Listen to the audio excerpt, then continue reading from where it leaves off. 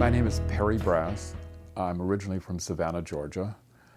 I realized that I was gay certainly by the time I was 15. And at that point, I went through a real crisis.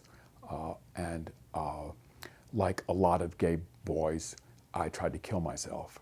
When I awoke in the emergency room after having my stomach pumped and later after a few days of hospitalization, I came to a resolution, and that was that I would never allow anyone to drive me to suicide again, and I would be the person that I was, no matter what I had to do to become that person. The next year was my senior year in high school, and then after that, I went to, at the age of just turning 17, I went off to the University of Georgia where I was studying art. At Georgia, I was harassed horribly. So I had heard that San Francisco was crawling with queers, and that summer at the age of 17, I hitchhiked from Savannah, Georgia to San Francisco, and I lived there for about 9 months. I loved San Francisco a lot. I mean, it offered me a kind of freedom, at that point, just unimaginable freedom, but I couldn't find a job that would support me, and I was tired of just literally starving in San Francisco, so I ended up in New York. The thing that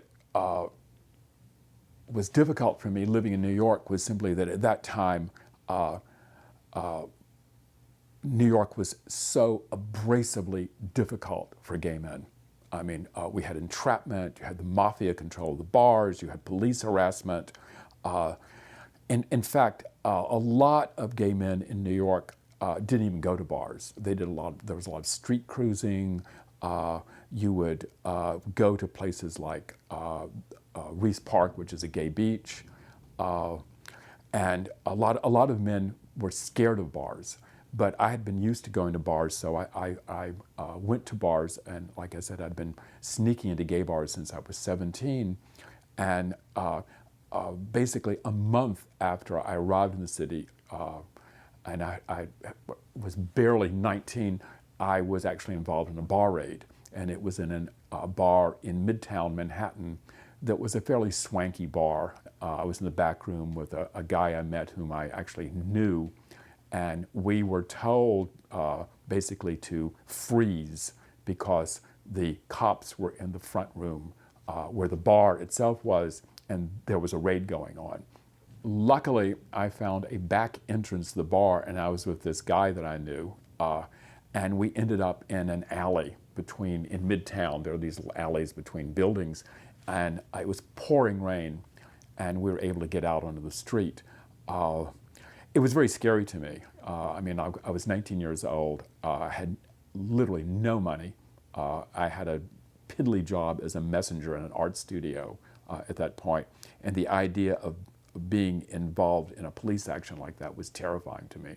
One night, I was in Julius's in the West Village, which was this old former speakeasy, and I liked to hang out there. I'd met my first lover there, and I had, in those days, you would meet your friends in bars. I don't know if that still goes on, but you would actually end up with like a kind of a clique of friends. So I was there with friends, and it was a hot night in June, and suddenly the word got out, just ran through the bar that something was going on at the Stonewall around the corner from Julius's. And it kind of just went all the way through the bar, and people said, you know, the cops had raided the Stonewall, and that the girls were really misbehaving. These were the street queens. They were tearing up the place and causing a riot. The second night, which was a Saturday, and things were still going on, I did go around to Sheridan Square. It was around 11 o'clock at night, and this riot or rebellion or action was in full swing. What had been going on in New York, this constant harassment, this brutality towards gays, I hated it. And I didn't have that attitude that a lot of people had, which was that, well, this is the way life is. We just have to accept it. And we're given our tiny bit of maybe what I would call stylish freedom. In other words, if you had the money, you could go to Fire Island or you could go to the Hamptons. And I knew some very stylish queens who did that. And they thought, well, this little opening of freedom was all they were going to get, and they were just so happy to get it. And I didn't have that attitude. I hated that. In fact, I really hated it. So I was very, very happy that Stonewall had happened. My story is very much the story of gay men, certainly from the middle of the 20th century to this time. I tell people that I come from 4 different identities.